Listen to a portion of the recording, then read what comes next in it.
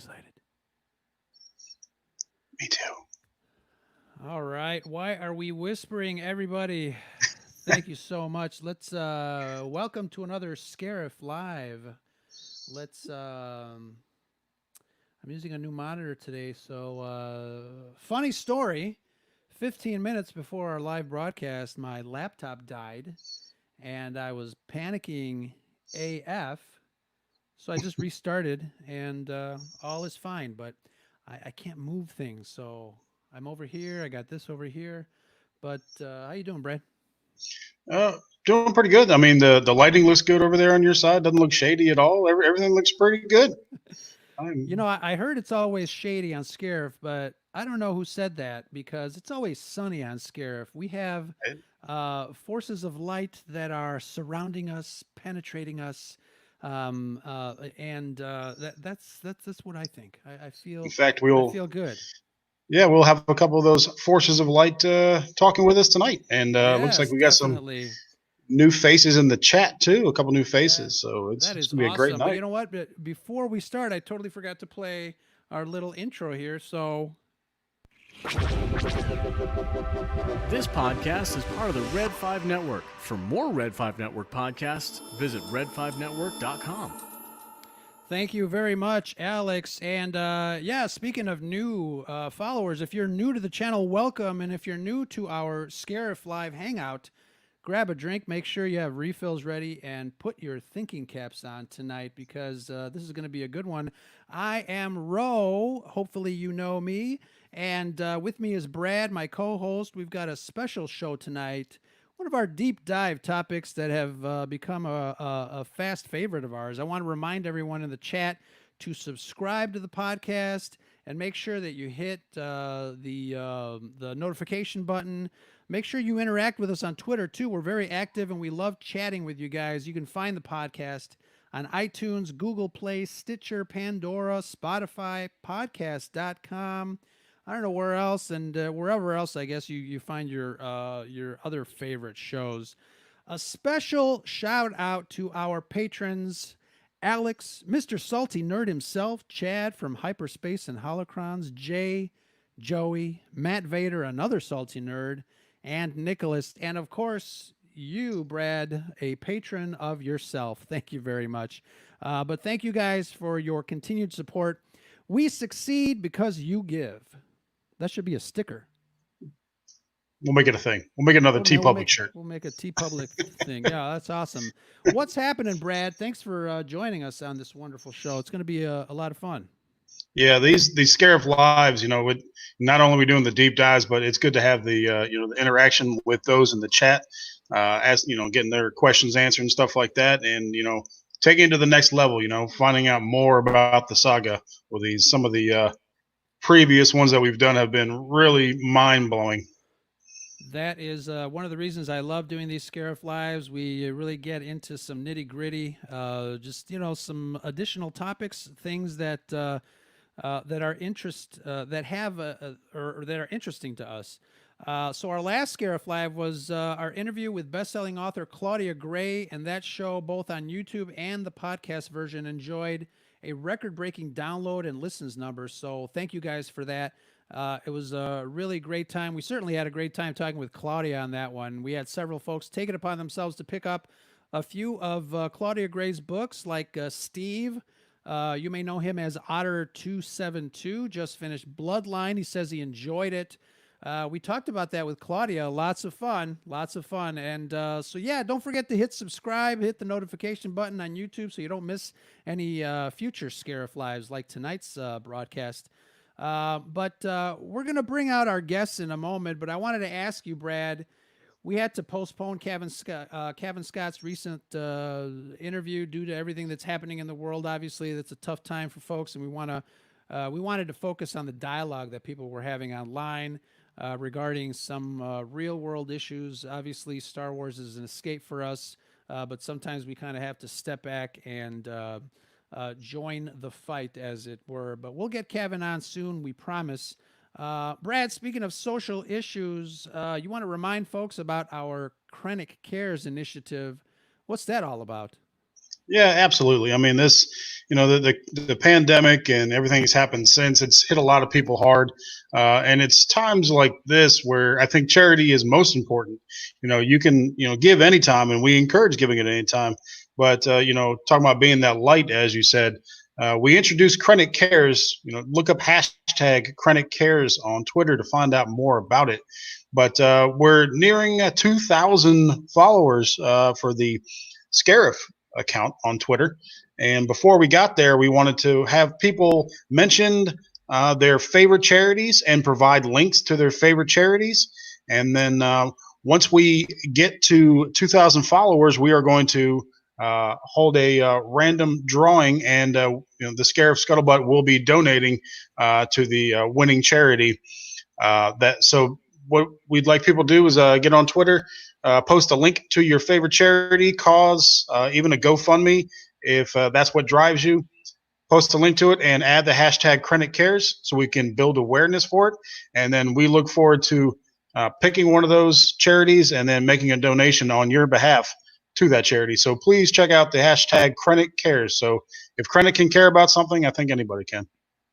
Excellent, excellent. Thank you, Brad. And yeah, it's important to have an escape from time to time, but it's also important to maintain that dialogue in the real world and witness to history on issues that affect us all. So find that hashtag, Krennic Cares, and help us pick a charity. We'll be doing that donation soon. And speaking of followers, I think Red 5 Network, the Twitter account, has just crossed the 500 follower mark. So congratulations to Red 5 and all the shows on the Red 5 Network website. It's really, it's awe-inspiring. I mean, 500 followers already on the Red 5 account, and we're very excited. So it just kind of means that we're spreading the word and spreading the word as far as the great podcasts that are part of the network. Always proud to share that hashtag myself too. Hashtag We Are Red 5 or hashtag Red 5 Family. So Brad, our main topics have been exciting you lately. No, I mean between our Qui-Gon episode and the Rule of Two, our last one on propaganda, we're jumping into these topics that are a bit more than glossing over Star Wars. It's why podcasts like us and a lot of the Red 5 Network podcasts keep talking and breaking down the world that was built by the maker, Mr. George Lucas, so many years ago. But before we start, I want to bring out Michelle and Natalie of Force of Light Entertainment. As I'm reminded time and time again by the Salty Nerd, it's Jurassic June. It's Dinosaur Month, and I just finished listening to a bunch of dinosaur pods. Theirs was particularly fun. Let's bring them in. Ladies, welcome to the Scarif Scuttlebutt podcast, Scarif Live. How are you guys? Hello. Hey, we're doing good. How are you all? Fantastic. Good to see you guys. Yes, good to be here. Excellent, excellent. So, we as we grew Gold Squadron, we had a couple of folks that joined that, I guess, that squadron. And, as we grew Red 5, we were very happy to get to know a lot of new podcasts. And that's really what it's all about. You guys were on there as well. Between the members of Red Squadron and Gold Squadron, it's been a lot of fun interacting with everybody and pushing, promoting everybody's content, because, between listening to everybody, do their thing, we are very happy to include you guys as part of the family. So welcome. Yes, thank you. I was very glad when you guys asked because we were kind of already promoting other podcasts as I began listening to different ones. And yeah, I was excited when you asked. So it was, and this is kind of the first time I've saved it for you guys to introduce us as Red 5. So I've not really announced that. I mean, we did on social media, but not actually on a podcast. So I guess this is our coming out, so to say, of Red 5. Nice. And I have to bring out a special guest. My daughter wanted me to have Baby Yoda say hi to everybody. Nice. The asset. Yes. Child. Now he's going to go Baby back Yoda. to sleep for a little while. Well, I just ordered mine from Amazon, and they told me it was coming Friday, but now I got an email that it's coming Saturday. So I'm looking forward to getting my Baby Yoda. I can't remember which version I purchased, but I'm looking forward to getting my Baby Yoda as well. They're really Brad, cute. Yeah. Brad, where's your Baby Yoda? He's with the rest of my Yoda collection upstairs, so That I've got the whole is family up awesome. there. Nice. You can't have too much Baby Yoda. No, No, you can't. Excellent. and you can't be mad. If anybody's ever mad, if you're having a conversation that's being derailed on Twitter, not that ever happens, just picture, post a Right. picture of Baby Yoda, and everything's okay. It's Yes, true. He's a unifying force. He really is. Yeah. Really is. So tonight we're going to talk about another very interesting topic. We love kind of going deep into these things.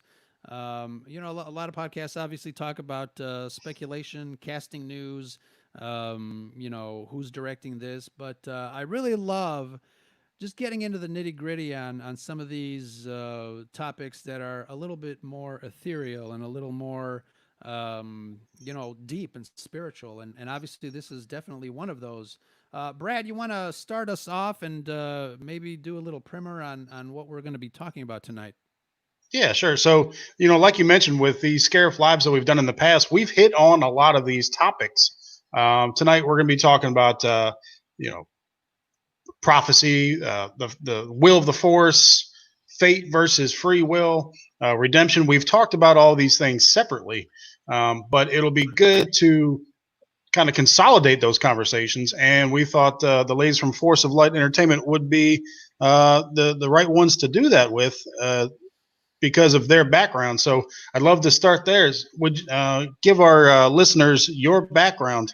Tell us a little bit about yourselves.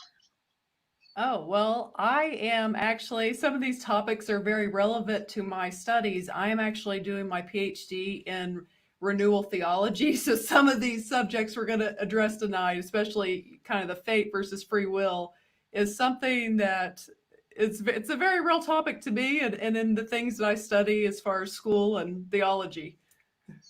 And I am just I'm a Christian. I had my times I wasn't living for the Lord, so I do believe very much in redemption and God's love and mercy, and what He can make of your life, and when maybe we have made bad choices, but I believe He's always there, kind of rerouting, and but of course we have part in that and the decisions we make. So I think basically though, we view, as people do view Star Wars through different lenses, we always view it through a Christian theological worldview.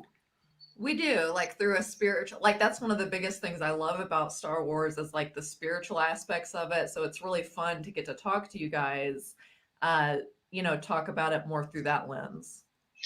Yeah, and I was just watching an interview with George Lucas. He never wanted the Force or Star Wars to become a religion in and of itself, but to use these stories to draw parallels from other religions and Right. kind of help younger viewers digest that information. So for all the listeners out there, tonight we will be talking about these issues, and given their background, it will be from the biblical standpoint, and that's where we're going to draw the parallels tonight for a lot of these topics. So how did you get into podcasting then?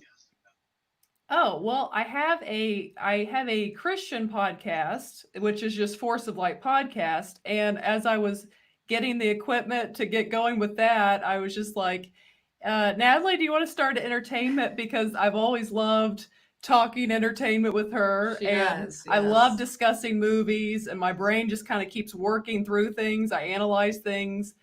And so it was kind of a fun thing. Like, hey, might as well do this. It's a true passion for her, and by extension, she brings me into it, so I'm along for the ride. What kind of topics have you talked about so far on the podcast? We've mostly just done, we started in February, and we were going to do like one of our first ones. Well, The Rise of Skywalker was our first one. But then we were going to do, because I love going to the movies. So one of our first ones was Birds of Prey, which had just come out. So we were going to be doing more kind of live right after we saw a movie review, and then of course the pandemic hit, so we kind of just had to make it up and go back, Improvise. and kind of go back through movies we enjoy and different subjects like that. So pretty much movie discussion, and I don't really call it reviews because it's more conversations Because we're we just have. regular people, that appreciate movies and shows. Sure, sure. So we have a lot of stuff that we want to dig into tonight. So I'd like to go ahead and get to that. And the first thing we'd like to talk about is prophecy, this whole idea of prophecies. In the original trilogy, it didn't really come up. There wasn't really any mention of prophecy, but the entire prequel trilogy was all about prophecy and the chosen one and what does that mean, who is the chosen one, that sort of thing. So from your perspective, tell us a little bit more just about prophecy in general. Who makes these prophecies, and where do they get their information from, that sort of thing. I mean, are we talking Star Wars world here? Oh well, no. So we'll start on there, Brad. Yeah. So we'll start on the biblical side of it. Just from your education and your beliefs. Where let's talk about prophecy in general, Okay, and then we'll get to Star Wars. I mean, prophecy in general. This would be for, and it's interesting. George Lucas. I assume with that name has a Jewish background, but I don't know that he actually is. I don't think he's a practicing Jew, but I think he probably has kind of that background. Maybe I'm wrong on that. You can correct me. But so both, Old New Testament would cover Jewish and Christians. Prophecy would be something that comes from God, but it comes to, a prophet, an individual, and they would relay the information. And so I guess paralleling that with Star Wars world, I would say it's kind of the same way. It kind of be like a Qui-Gon Jinn meditating, and he sees something through the Force, and the Force, reveals something to him, and he gives this prophecy. And, go ahead. On a personal level, and I'm not sure, you guys, like, we all have different experiences, but I think a lot of us, like Christians, like we've had time, God has used someone to tell us something about our life or about the future, and maybe we see that come to pass, and it felt right at the time. It needs to kind of bear witness with you, because sometimes people might say something that you're kind of like, okay, I don't really receive that, and that was off base, but there are times God uses people to prophesy to you over your life or over a situation, and it's very much dead on. So, I mean, it's a very precious thing that God very much does use. Are they? We'll talk about the chosen one specifically here in a second, but are they? Because it was kind of cryptic in the prequel trilogy. Are these prophecies always cryptic like that, or are some of them a little more specific as to what they're referring to? Well, I think definitely if you're looking and I think it's the same in both worlds. In a biblical standpoint, that's why so many people debate them, because they are very cryptic and they are very symbolic and visual, and so I think it's the same with Star Wars. I think even in dreams sometimes, you might have a dream and it's more like symbolism or something, but then later you see like, or even at the time being like how that applied to your life or to someone else's life. Yeah, I think, back to Star Wars, I think that you kind of even, do you guys not get I kind of get from Yoda, like he's very unsure about this prophecy of the chosen one, or he's at least very reserved on his feelings about it. So I mean, I think I lost my train of thought there. It happens. But my point is because I think I got it back with Yoda. I think you just sometimes have to. There is like you don't know, and you just kind of have to see how things play out in life. Honestly, right. So real fast, you had mentioned that George Lucas's background. I've got the I Am George Lucas book here, and he's not Jewish, but he's very he always questioned religion as a young person, and wanted to explore that. In college, I think he was really into anthropology and the study of relationships and mankind and spirituality. So that's where a lot of that comes from. He wanted to kind of distill I guess the message of religion to a very simplistic way of thinking about it, and obviously that's where the Force came from. So it's really, it's really fascinating stuff, and I think he credit to him for being able to do that. I know a lot of people give him flack for how he changed the view of the Force in the prequels with midichlorians and things like that. But it's all very fascinating stuff, and we're still talking about the Force and Star Wars, decades later. So I love it. It's really cool.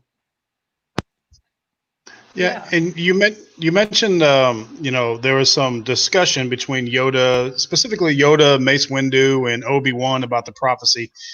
Do you think there's any inherent danger for people trying to uh, maybe prematurely fulfill prophecy, or put their own interpretations on? Is there any danger Oh, to prophecy?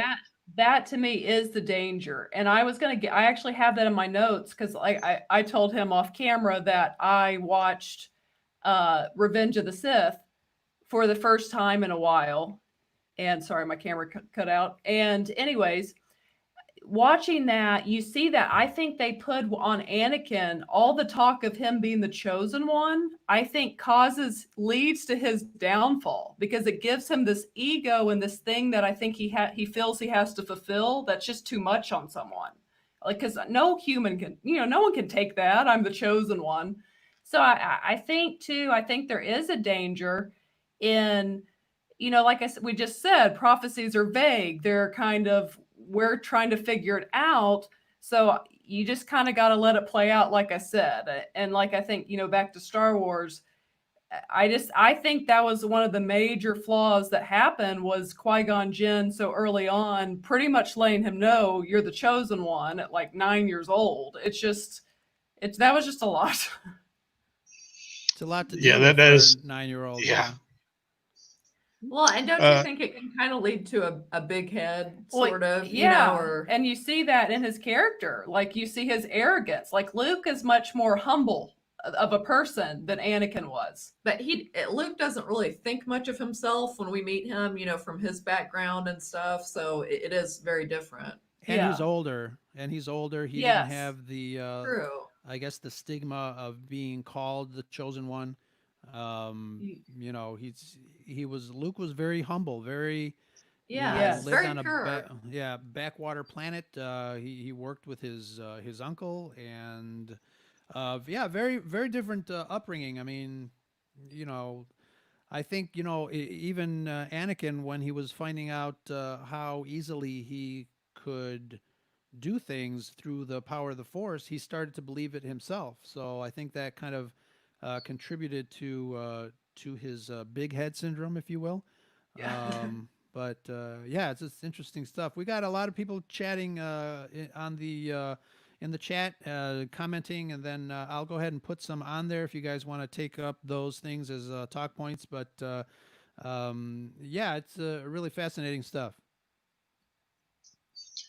And the prequels only say you refer to the prophecy of the one that will restore balance. That's all they say.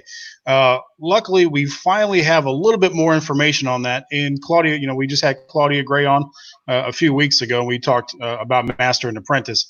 She at least gives a little more information on this prophecy, and I want to read that prophecy in a little more detail. And some folks in the chat and listening may have not heard this before, but this is the entirety of that prophecy. And it goes like this: only through sacrifice of many Jedi will the Order cleanse the sin done to the nameless. The danger of the past is not past, but sleeps in an egg. When the egg cracks, it will threaten the galaxy entire.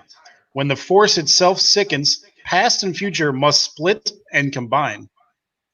A chosen one shall come, born of no father, and through him will ultimate balance in the Force be restored. that gives a little more context, a little more information, but also delightfully cryptic at the same time. So based off that and what they knew about Anakin, do you think that he was the chosen one that was prophesized? And this was centuries before? Well, I know Qui-Gon, it's when the mom says he has no father. That's when you really see a light bulb go off in his brain in The Phantom Menace. So, I mean, George Lucas has said he is the chosen one, so I accept him as the chosen one. That book was good and definitely added to it. But so I can see why they believe it. But again, I think it's the wisdom of Yoda that is so reserved with Anakin. Because like I said, I think he is wise enough to know, okay, maybe he is the chosen one, but it's dangerous to thrust this on to him. That's not going to lead to anything good, and I don't think it does, as we see. Do you think it would have been better had they, I don't know, if kept away from him is the right words? Like you said, putting that burden on his shoulders. Do you think if he had not heard anything about that, it could have turned out differently? I think it could have allowed him to maybe be more humble, honestly, of not just, it's just not just thinking, oh, I'm the chosen one, I've got to do this. You want to have confidence, but you don't want to be, like I said, I just think that was a weight he wasn't able to handle, and no one really could handle it, and it pretty much chokes him out. And because of him thinking he's the chosen one, he always thinks the Jedi are doing him wrong, that he deserves more. In Revenge of the Sith, he's fussy because they don't make him a master, even though they put him on the council. And Obi-Wan says, well, you're the youngest to ever get that honor, but that's not good enough for him. So I just think it led to a lot of problems. So he kind of becomes like a Jedi superstar. Yes. And if we're going back and forth between like the real world and Star Wars world, it's kind of like if someone is very anointed by God, but you have to always remember that like that's God and that's not you as a human. Whereas like with Anakin, it's like that's the Force. Like, yes, you were chosen to do that, but it's like stay humble that it's like that is the Force working through you. Like you're just a human. Well, it's kind of like, think of child stars in Hollywood. How many of them crack under the pressure? I mean, it's just too much given too soon, and it just usually doesn't lead to anything good. Yeah, definitely. And I want to talk about the will of the Force. That's a good segue. You talked about Qui-Gon, and when he went before the Jedi Council, he was very sure that it was the will of the Force that they left Naboo, their hyperdrive went out, they had to basically crash land on Tatooine with no money or anything, and they found this boy, randomly at the spaceport that they went to. And of course, like you said, he met Shmi, and she said he had no father after he got his midichlorian count. And then he goes to the Jedi Council and he says he has no doubt that this was the will of the Force that he met this child. So well, again, we'll start with biblical context. And we've talked about the will of the Force on the Scarif Scuttlebutt in the past. And of course, real life parallel, we would say the will of God. So if you want to give a little more context on that subject. Yeah. Well, what's the actual question though about it?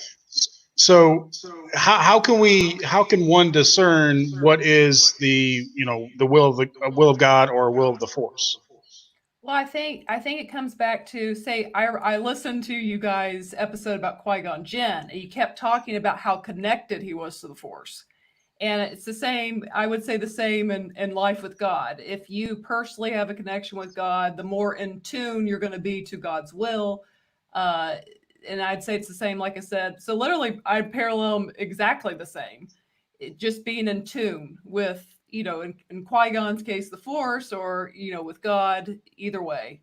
And even then, that doesn't mean you're not going to make mistakes or interpret things wrong or, get off track. Yeah, I mean, some of it, get back on track. Some of it is just like, it's at the end of the day, it kind of comes by faith, and you just kind of got to go for it at some point, and trust that in Star Wars, that the Force, or in life, that God will lead you down the right path ultimately. On one of those shows that you're referring to, somebody, one of the listeners brought up the question, was it the will of the Force for Order 66 to happen and to wipe out all the Jedi? Want to get your thoughts specifically on that possibility, and also expanding that, are there any dangers with someone saying, claiming that something is the will of God, or in the Star Wars universe, the will of the Force? Absolutely. I would say in life, Yeah. God gets blamed for a lot. Right. And the reason is everything, if you truly take this, and that's what we're about to get into, this idea of fate versus free will, if you remove decisions, human decisions from things, then you can blame God for everything. And some things too is just we live in a world that's fallen world. messed up, and things happen. Sometimes people get cancer or get terrible things, and it happens. So I think definitely, as far as with that, because I don't believe it was the will of the Force for all the Jedi and the younglings to get wiped out. I think that was a twisting from Palpatine, and then Anakin doing his bidding. Really, he was doing doing Palpatine's will. So that was kind of more the work of the devil, so to say. It was definitely not the light side, right? Yeah, we talked about that that episode that Brad was talking about. Did give us pause, and we really thought about how people interpret that. I remember Brad talking about how some people might have interpreted storm damage in South as this was the will of God and it had to happen. Certainly parallels to what Anakin did. I think I listened to Pizza and Parsecs and the gals over at the Galactic Podcast. They were talking about how Yoda was very apprehensive, and how it felt like he was just accepting the will of the Force, and how he wasn't very active. He was just accepting certain activities or certain elements of the activities that were going on around him as part of the will of the Force, almost waiting to see what happens. What are the dangers as far as interpreting certain world events or certain events in Star Wars as the will of the Force versus free will, and not blaming God for, say, a tragic event, and saying, well, it wasn't God that wiped out this village. It was either an act of nature, or I don't know, a massacre, or whatever the example is. But there are certainly dangers in kind of assigning blame to something that is not seen with your own eyes, isn't there? Oh, definitely. Yeah. Totally. It could just lead you down to a place of questioning everything, really. Right. I think we've all seen different examples of basically like, oh, well, if there was a God, why would he allow this, Yeah. this, or this? It's kind of that classic question that gets thrown up by people. Anytime a tragedy happens, which tragedies just happen. That's a part of life. Life is full of happiness, ups, downs, joys, but also suffering, pain, and sorrow. It's just all a part of it. Sure. So I'd like to maybe throw a curveball at you and see what you think. If we agree that the prophecy is referring to Anakin and he is the chosen one, could he have fulfilled the prophecy and become the chosen one and restored balance to the Force had Order 66 not happened? So if Order 66 had to happen for him to fulfill this prophecy, does that maybe give some legitimacy to the idea that Order 66 could have somehow been the will of the Force? But how do we know that? So are we determining that that would determine how do you define him bringing balance? Was it him bringing balance the moment he threw Palpatine over the shaft and the Sith were done? Is if that is defined as when he brought balance, he could have let that happen in Palpatine's office when Mace Windu had him dead to rights. So, and you could have avoided the whole tragedy, basically.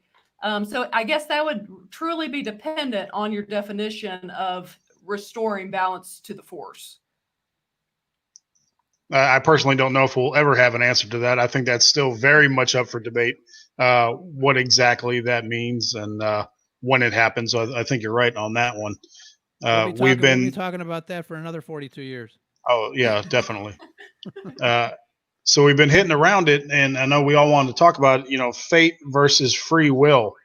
And this, I know you guys were excited to talk about that. You want to, again, let's start with some biblical context. How do you lean towards this predetermination versus people making free will and having control over their own actions? I'd love to, get your thoughts on and get some reference before we apply to the Star Wars universe. Yeah, well, I mean, there's kind of different camps. I actually go to a school that is kind of split 50-50 in those different camps of thought on that subject. But the way I would say it is that the two are there's always tension between the two. I lean towards free will. It's mostly free will, but there still is that element of God is there aiding everything, is the way I would word it. So there is a form of fate of that, but I personally lean towards decisions and free will. But I think the fate being, it's important to remember the Jeremiah 29:11 type faith. I have plans, good plans for you to prosper you, to give you a hope and a future. I don't think the Lord has plans of destruction for people. We, like Michelle said, we have free will, and we can make, unfortunately, sometimes bad choices, or sometimes people do things to other people that can lead their life down a negative path. But, God always has, he can redeem you or anything, it's never too late. So it's kind of my thoughts on that. Well, and saying it's never too late, we're definitely, we believe in, I lean towards decisions. Every person gets a decision, has decisions, like in Vader's case, up until the final moment. And you see this beautiful change right towards the very end of his life. This might be corny, but I was just thinking for the first time, and that scene always touches me so much. Like, it's one that makes me cry pretty much every time, when you see him looking back and forth, and it's like that moment of decision, and he ultimately makes the right decision and throws him over. And I just kind of thought, even in a biblical representation, like Samson had this life ahead of him, that the Lord had made him special and stuff like that, but he kind of squandered it and made some bad choices. But at the very end, and he cries out, Lord, use me one more time. And he does. And it does result in his death, but that's kind of like what happened with Darth Vader. Yeah, I would say Samson and Vader are probably the two. Yeah, it's probably a good connection. If you want to read who Vader's probably the most like in the Old Testament, go to Judges and read about Samson. So in a way, even though he had a lot of bumps along the way, Darth Vader kind of did ultimately fulfill his destiny. Well, he totally fulfilled his destiny. He just could have done it a lot less bloody path without killing younglings. Right. And which led to his misery and his pain and suffering. Anakin literally is the perpetrator of all his pain and suffering. Padme dies because of Anakin. If you think about it. Had Anakin not done that, he becomes a self-fulfilling prophecy. He has these dreams of her dying in childbirth, and that happens because of what he does. On self-fulfilling prophecy, are there any examples of that? Yeah, I'm glad you brought that up. Can you recall any examples of that in the Bible where there was a self-fulfilling prophecy, or is that not really touched on too much? Yeah, I mean, I'd have to really think about that. But I mean, to me, I think of that more in terms, not even totally biblical, in terms of that would go back to your decisions.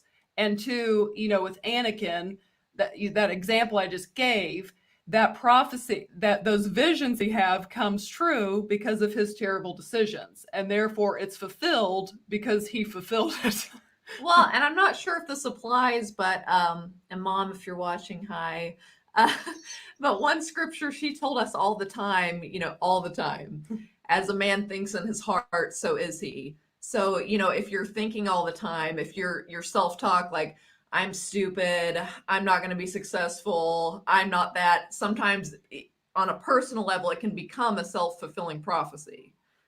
So we want to be careful not to do that, and think good, and as the Bible also says, think good things, lovely thought, think on these things. I think there's a reason it says that.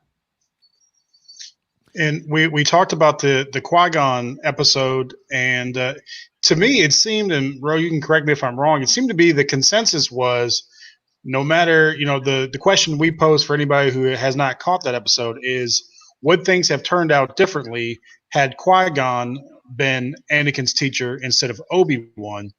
And what I kind of got from the listeners and from those in the chat was they thought no matter what happened, Anakin would have still turned to the dark side. That was his fate. So do you said you're a proponent of free will. So do you agree with that, or do you think things could have definitely turned out differently had Qui-Gon been his teacher instead of Obi-Wan? I've thought about that recently, and I definitely think they could have gone differently. I don't think he was born fate to do what he did, or destined to make the terrible decisions he made.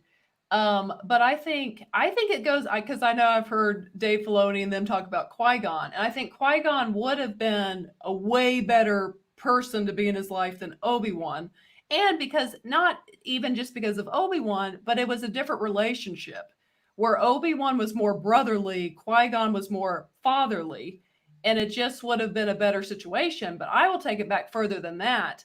I think the biggest mistake in Anakin's upbringing, and I think it's one of the reasons why Yoda says no, we won't train him, he's too old, is the fact that they take him away from his mother. And because think about it, it is his mother dying is what begins to propel the darkness within him. And I think the fact that they took him as from his, because most Jedi were taken when they were so young, they had no remembrance of their parents. But Anakin's 9 years old, and his mother is, his best friend, the person who's always taken care for him. And I think him walking away from his mother and, not having a parent figure replace his mother, I just think that was devastating because, it wasn't a bad situation. His mother loved him and he loved her. He just decided to go off almost like to boarding school. But in this case, you never get to see your parents again. So I think that was one of the worst things that kind of led him to that. Because like I said, ultimately when she dies, then he slaughters all the sand people, and it really propels him down this dark road. Anakin started off really messed up to begin with. When you think about it, Yoda says the whole thing about fear leads to darkness, and Qui-Gon ripped Anakin away from his mother, and he feared, that was the one big thing that he feared, was losing the connection between him and his mom. And he did. He lost it from day one. I think Anakin was doomed to the fate of choosing the dark side, unfortunately. I mean, throughout his entirety, he kept losing things. He lost, in Clone Wars, he lost his friendship and connection to Ahsoka. Again, all these women, and Rob from Jedi Temple Archives has said it before, all these women in his life, all these people in his life, he starts losing them one by one. Qui-Gon was killed by Maul. I mean, it almost seems like he has been living in fear, almost for the other shoe to drop. What else am I going to lose? And Yeah. again, from day one, I think he was doomed just to kind of, choose that fateful journey to the dark side, unfortunately. And obviously, the reason that he chose the dark side ultimately, when Palpatine tempted him, was for one reason and one reason only. He wanted to use that power to save someone, finally, to try and save Padme. And he crossed that line. He crossed that line where I think previously he wasn't able to. He lost his mother. His mother died. He did take vengeance upon that and killed and slaughtered the Sand People. But again, from day one, I think he was just doomed to fall to the dark side because of the fear of losing everything. Yes, and I think what you're saying, it goes back to how much environment and Right. things in our life play a role A huge part. in the decisions we make. They help form our thoughts, form everything in our emotions, and result in decisions that we make, which, like you said, all those things led to his decision, which, rewatching that movie, I mean, Palpatine plays him like a drum, and it's kind of sad.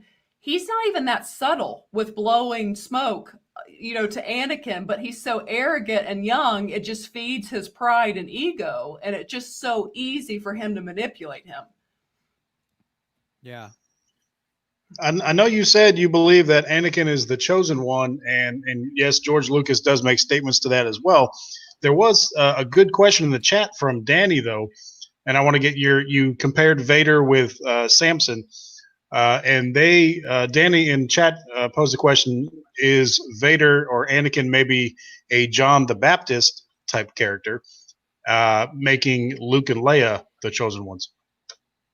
Well, that's interesting. Well, I actually, and I said this on one of our recent episodes, or when we went through the original trilogy, George Lucas, of course, said that Anakin's the chosen one, so I accept that as fact. But I never really liked that when it came out because, I was young when the prequels came out, but I grew up even before that with the originals, and I felt like that took away from Luke, and I never really liked it. I accept it, but I don't like it, in the words of Lando in the Solo movie. But anyways, yeah, so that's an interesting theory. It is, really. I just always go with what Lucas said since he did write and make the movies. But I can totally see why Yeah. you would question that, for sure. Are there any character parallels? I remember, I'm not the expert here. I'm the expert at a lot of things, not the expert here. I remember, if I remember correctly, John the Baptist was more of an eccentric type person in the Bible, right? So are there any parallels between Anakin pre-Vader, maybe, and John the Baptist? Or just maybe him being a precursor to something bigger than himself?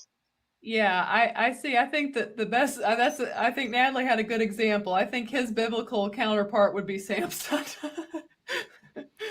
I think John the Baptist messed up a lot, but he came through in the end. Yeah.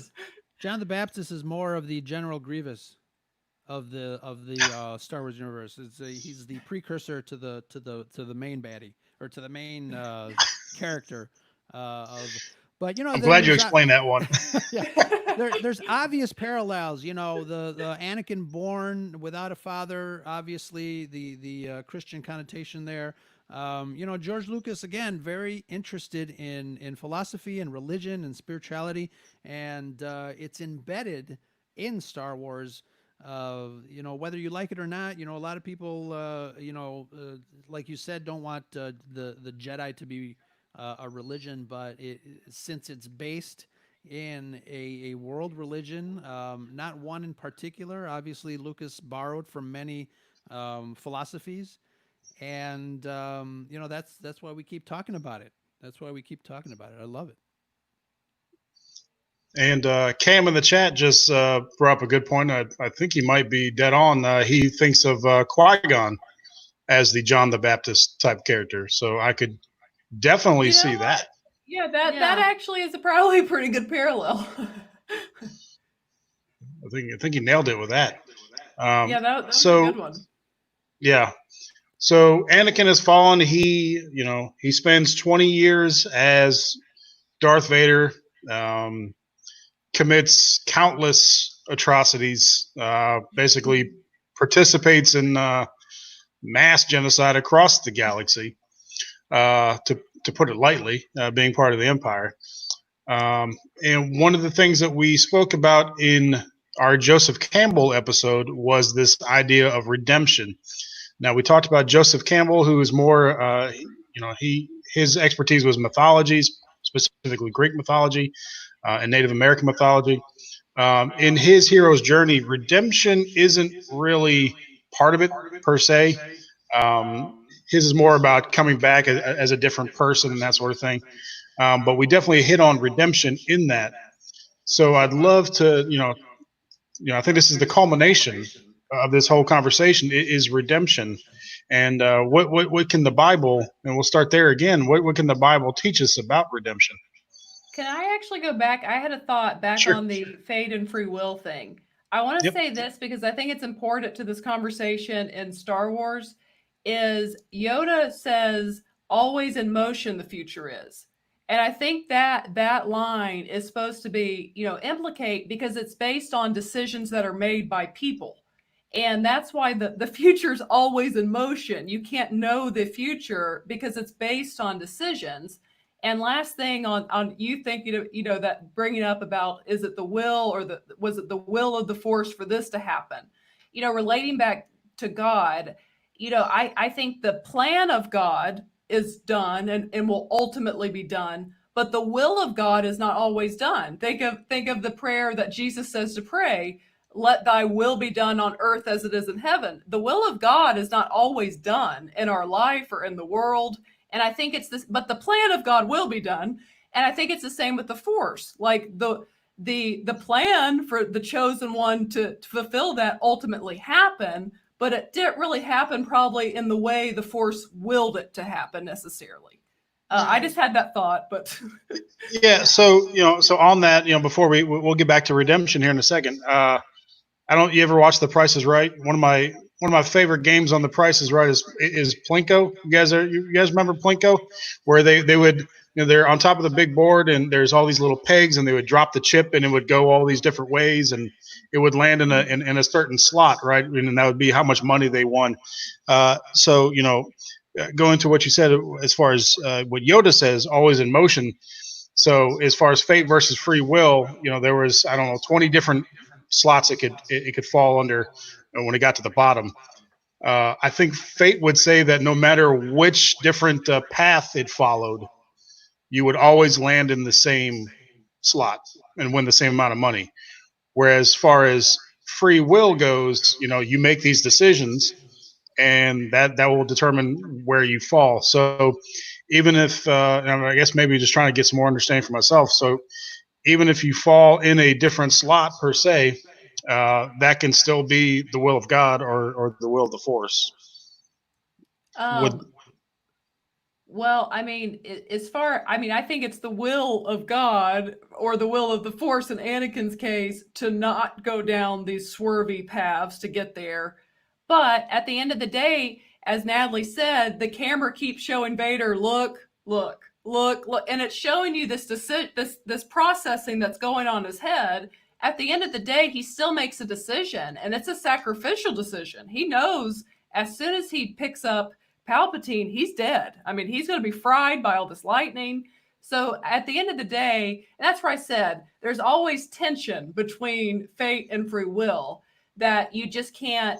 It's one of these conversations you'll go circles and around, circles and circles, because there's tension there that you can't ever get away from. But at the end of the day, I lean towards, our decisions determine our destiny. That at the end of the day. And they do. And I also want to add, in life, I think, God is merciful that, okay, here was plan A, and maybe you made decisions that didn't. Well, he's prepared with a plan B, C, D, E, and F to Z sometimes to the ultimate, to the end of our lives, I think, to get us back on track. And like I heard somebody say one time, and it might be corny, but it's kind of like when you have a Garmin or a navigation tool in your car, and you take it, tells you to turn, but you make the wrong turn, and rerouting. And I think God does that with us, sometimes, a lot of times. Yeah. So a spiritual GPS, if you will. There you go. Yeah, I can dig that. All right. So so back to redemption. What should we know about redemption? What does the Bible teach us there?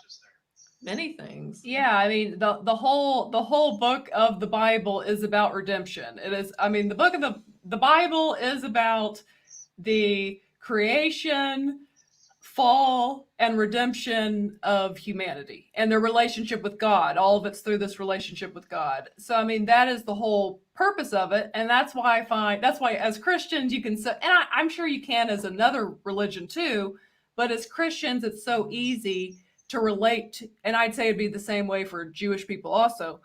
It's so easy to relate to Star Wars because that is Anakin's story. You see his beginning, his fall, and his redemption, and it's literally parallels the story of, I mean, the Bible, really. My daughter actually had a 4-H speech on that topic about the rise, fall, and redemption of Anakin / Darth Vader.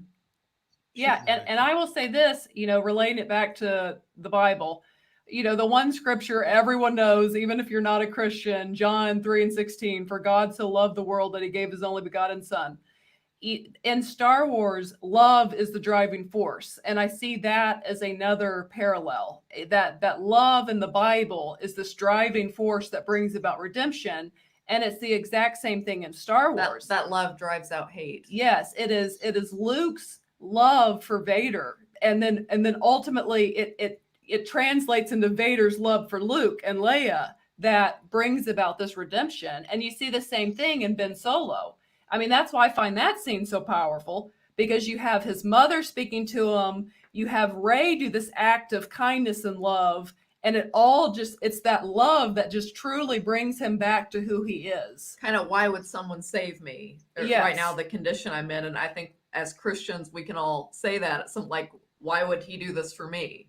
So I think he had a moment like that with Rey, and then, like you said, with his parents, and realizing he wasn't trash. He was still loved, actually, and he could turn around and make the right choice. Because he even tells Rey, I know I'm getting off into Ben now. He even tells Rey, you can't go back to her now, about his mother. Like, you know who you are now. You're not good enough. She won't accept you. And that's all lies, because Leia would have accepted him and her both in that moment. And so, yes, so I see that as the major parallel there, is just that love is this driving force. And it really is just a restoration truly of what was lost. And yes, I think Star Wars has a lot of parallels to biblical redemption. Yeah, it's interesting because, a lot of people, we talk about redemption. We've heard other podcasts talk about redemption, and Ben Solo's redemption, Anakin's redemption, or Vader at the point when he did what he did at the end of Return of the Jedi. It seems like the redemptions that we're talking about are more personal. There's a lot of people that are saying that, just because he's redeemed, is that okay that he killed, hundreds of people and younglings and all that stuff? It's not that he's redeemed to the galaxy. It's more so that he's redeemed to his son in Vader and Luke's case. Same with Ben, I'm sorry. He's having this dialogue with his mother, and there's a redemption internally and more personally. And that's very reminiscent to obviously to Christianity and redemption there. It's not that, I accept Jesus Christ as my Savior and I'm redeemed, but I'm still going to go do some, pot over at the club or whatever. You definitely change the way you are because of that. And it's not that we're redeemed and we can go ahead and do whatever, or we're forgiven by the world. It's a one-on-one relationship with your Redeemer, I think. Oh, totally. And it truly is. Redemption it's a release from what you've been in. So it's a freedom into what you had left. And and Kylo literally is I'm going out back to him now. Or for Vader, they're literally tormented in the choices and decisions they've made in this lifestyle they're living. And you see that in their redemption, there's freedom. Like they're free now to leave that. And that's so true in life. Many people And- are. And I think you see that acted out so well by Adam Driver in The Rise of Skywalker. Literally, you see the moment he switches back to Ben in his eyes. It's relayed. He does such a great acting He job does. there. But you just see a softness come over him, and kind of the anger leaves him. And then you see his actions, like you said, they've changed. He runs off to help Rey now defeat Palpatine, not for selfish reasons, but because Palpatine is going to ruin the galaxy. Right. And symbolically, I guess that's what baptism is, isn't it? Yeah, definitely. Well, yeah, A 100%. rebirth, yeah. I don't know. I hate to use the term devil's advocate, given the conversation that we're having here, but I don't know if maybe it's my misunderstanding of the word redemption. And I kind of see what you guys are hinting at as far as it being personal in nature. But can we really say he was redeemed? Does one act on Vader's part, tossing Palpatine over the side, does that make up for his past 20 years? Or am I just completely misunderstanding the nature of redemption? Well, I'll say this. I think, does it take away the pain that he's probably caused a lot of people? No. It was more for him, and with the Force, I guess, like a personal redemption. Just like there are going to be people in life that have done horrible, awful things and hurt a lot of people. But the loving God we serve, if they're on their deathbed and they genuinely cry out, and they give their life to the Lord, it's not that they haven't left a wake of hurt, that they've caused in their life, but I guess they are personally redeemed before they go meet their maker. Yeah, I saw a certain point of view had a good comment. Can you bring that back up? Yes, there you go. His soul is saved, his crime still Yes, exists. right. And I mean, I think it's the same. You see that where people go to prison for terrible crimes, but they genuinely, I know they all claim to have an experience sometimes, but there are a lot that genuinely do change, and they are reformed and redeemed. And does that change what they did? No. But they'll show that by living the rest of their life different in those cases, if they, have time to live that out. It's kind of the go and sin no more. Yes. Like, we're your accusers. I don't condemn you, but go and sin no more. Like he was saying, there needs to be a change in your lifestyle in most cases. I mean, most of us, maybe some people weren't doing anything wrong or whatever, but most of the time you see a change in your lifestyle. So we can still though all agree that the galaxy probably would not have seen it the same way had Vader lived. And I guess accountability is a separate concept from redemption, and that he would have still been held to account for his crimes, but he could have still had redemption at the same time. Totally. Well, I think you guys had that talk with Claudia Gray. I think her book Bloodline really brings up something that's interesting of how Leia, she keeps saying, well, Luke had this experience with Vader, but my experience with Vader is being tormented, and I can't, get that out of my head. So even with his own biological daughter, she can't really let that go because that was her experience with him. She says, like, she wants to believe what Luke said is true, but that wasn't her encounter with Vader. And that's where I think, a whole different subject, but forgiveness comes into play. Oh, totally. Sometimes even definitely. it's like when he's not around to say, Leia, honey, I'm sorry, but she has to decide to forgive for her own life and for her own life to be better, like all of us do in different situations. Well, and speaking on this, and I hope surely I don't get us in trouble in this, I think that's why I've been very public on my account on Twitter about how I feel about cancel culture. Because as a minister, I just can't throw stones at someone because of one Twitter comment or one Twitter like or something they did. I don't find that to be what I'm supposed to do, because yet again, he or she who's without sin, throw the first stone. Like, so you're telling me all your tweets are perfect? I mean, it's just, and that doesn't mean people don't do things wrong, but at the end of the day, I believe in redemption.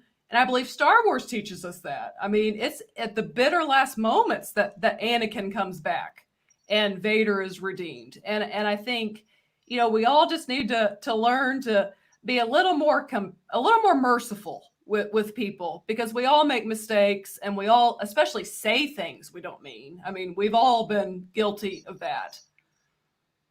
Hypocrisy is embedded deep within our DNA. Yeah, Unfortunately. It is. That's true. Yeah. Brad.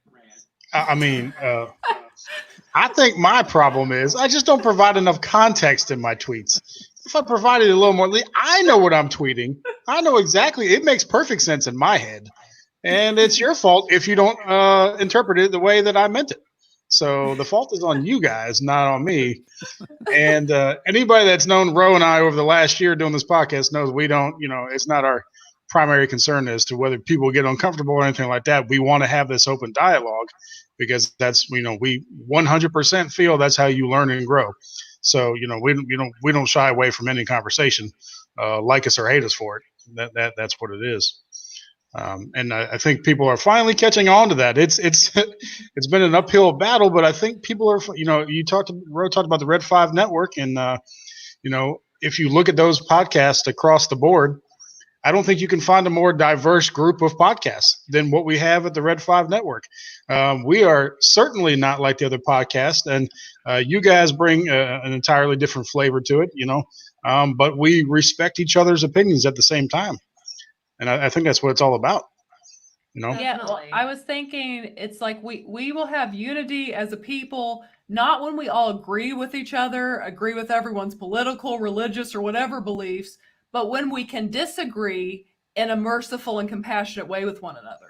Like, that's when we'll have unity as a nation. Right. Because I mean, this is so simple, but when you make it when you make each other, what's the word? Like your opponents or something, Yeah. how is anything good going to be accomplished anyway on anybody's point? You want to come at people Exactly. in a loving way and in a respectful way.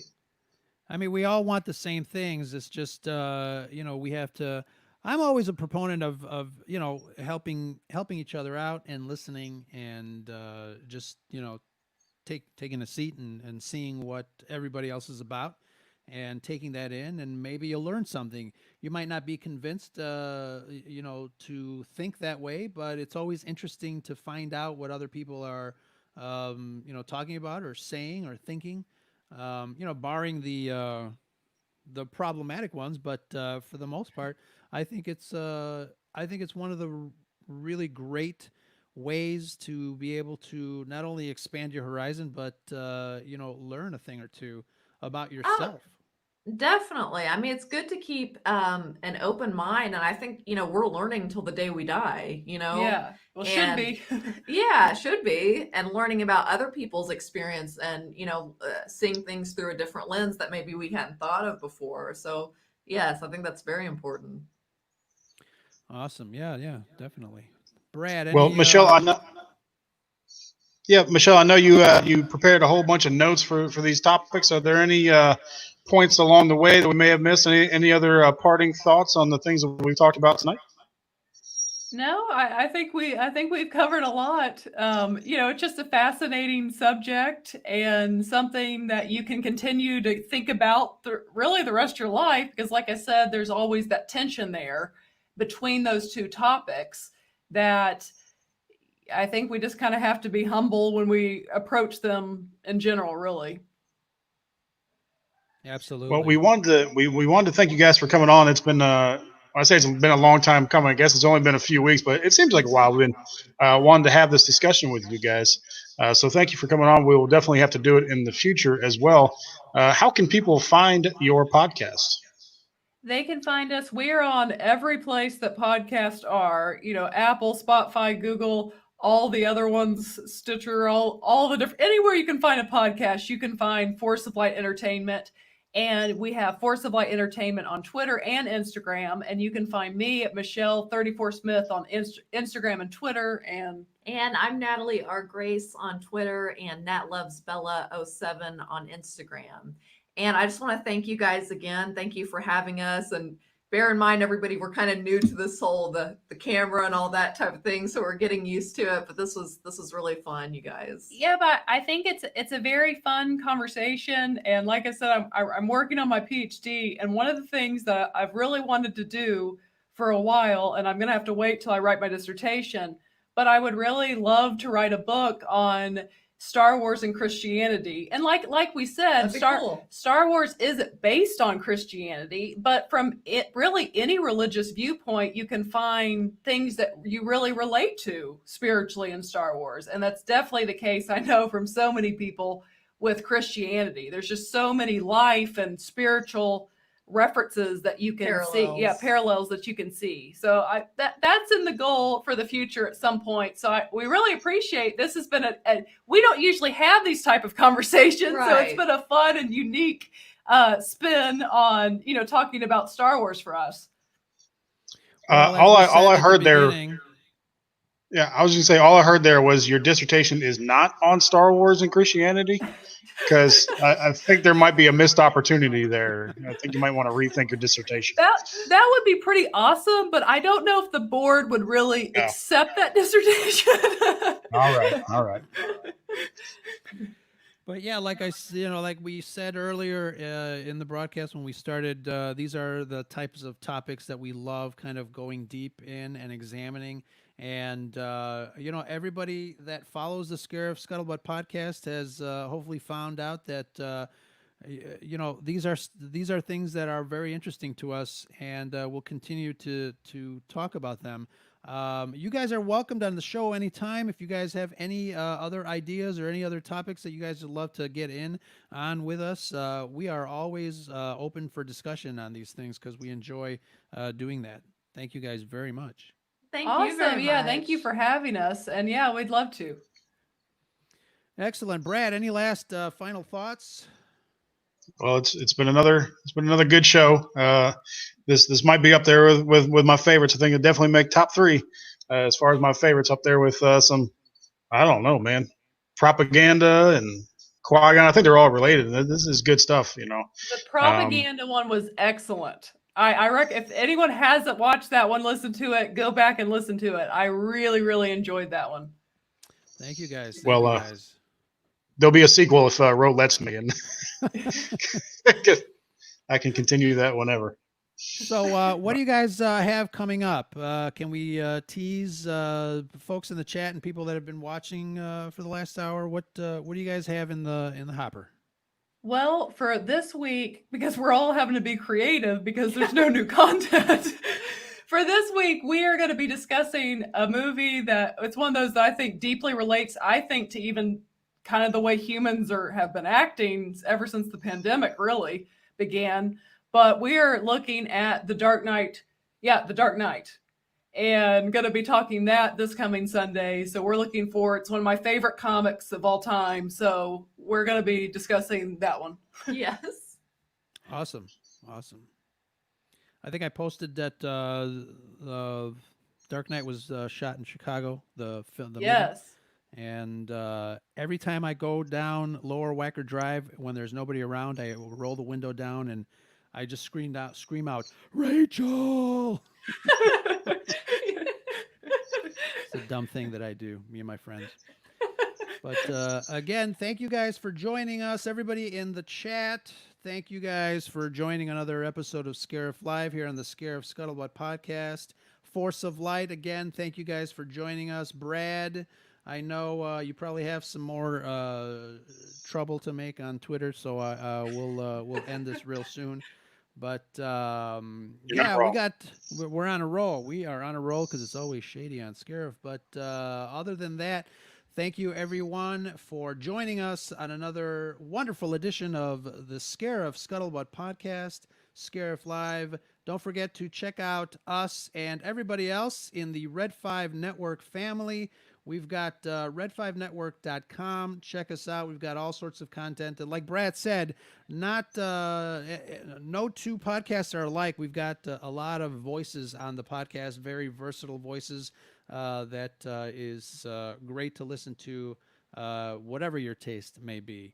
Thank you guys for joining us tonight. May the force be with you. And that's the Scuttlebutt.